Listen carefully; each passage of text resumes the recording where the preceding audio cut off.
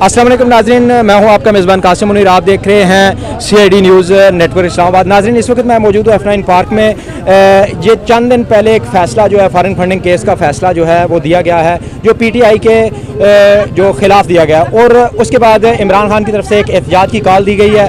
और ये एहतजाज जो मुमकिना एहतजाज था वो इलेक्शन कमीशन ऑफिस के बाहर था, लेकिन वफाकी हुकूमत की तरफ से इजाज़त ना मिलने के बाद यहाँ पर बड़ी तादाद में PTI के कारकुन मौजूद हैं।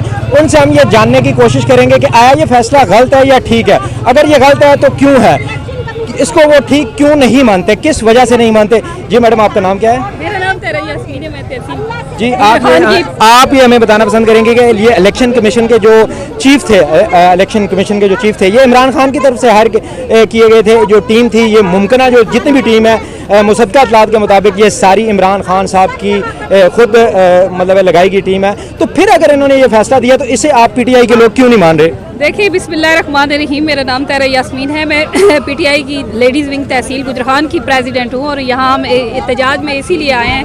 आपको सबको पता ही है कि जब जो हमारी आवाम है वो किस तरह इमरान खान साहब को मानती है, लेकिन ये जो PDM है और 11 जमातों का मजमुआ और प्लस उनकी गवर्नमेंट की जो मशीनरी है। नहीं मैडम, यहाँ पे हमारा सवाल देखें ना, PDM है ना आवाम है। मेरा सवाल इलेक्शन कमीशन और ये जो फैसला है जिसके खिलाफ आप एहतजाज कर रही हैं उसके खिलाफ। देखिए, ये सारा कुछ जो है मिले हुए हैं, ये चाहती ही नहीं है कि ये गवर्नमेंट जो है दोबारा से बहाल होके आए। इलेक्शन कमीशन की पूरी टीम आपकी तरफ से लगाई गई थी, उस पर भी आपको एतबार नहीं, फिर आपको एतबार अदालतों पर भी नहीं, आपको किस पर एतबार है ये बताना पसंद करेंगी? फॉरेन फंडिंग और उसमें तफरीक नहीं किया है ना। देखिए, फंडिंग और फॉरेन फंडिंग में बहुत फर्क है। इन्होंने इमरान खान के पर और PTI के पर जब आप देखेंगे हमने फॉरेन फंडिंग की है, जबकि हमारी फॉरेन फंडिंग नहीं है। बिल्कुल ममनुआ फंडिंग है, बिल्कुल हर जमात ने की हुई है। लाए ना वो पीपल्स पार्टी का भी और लेके आए नवाज शरीफ का भी, और देखते हैं कि उन्होंने कितना नहीं किया हुआ। अगर ये फॉरेन फंडिंग थी तो इतना तवील अरसा ये केस चलता रहा,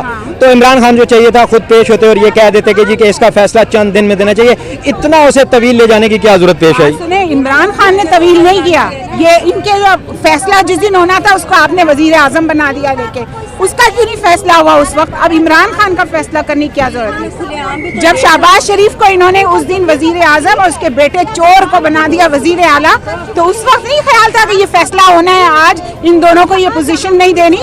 अभी आप ये चाहते हैं कि फॉरेन फंडिंग का जो फैसला है वो तमाम जमातों का जो है वो इक्वल होना चाहिए। जब सुप्रीम कोर्ट ने कहा है तो इक्वल होना चाहिए।